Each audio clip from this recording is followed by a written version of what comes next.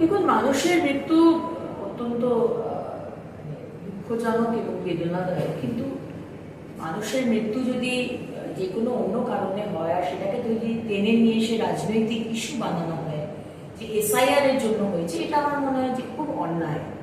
আজকে যে 50 বছর ধরে পশ্চিমবঙ্গে বাস করছে, সে এসআইআর এর ভয়ে, সে একজন হিন্দু, সে এসআইআর এর ভয়ে আত্মহত্যা করেছে, এটা বিশ্বাস করাটা খুবই কঠিন।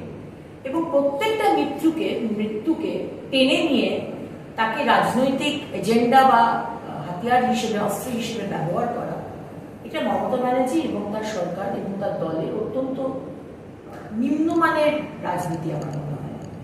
আজকে 11টা রাজ্যে এসআইআর করছে, কোথাও ভূ শব্দটি নেই। বিহারে এসআইআর হয়েছে এবং সেখানে আমরা দেখছি 11 to 12% ভোট বেড়েছে।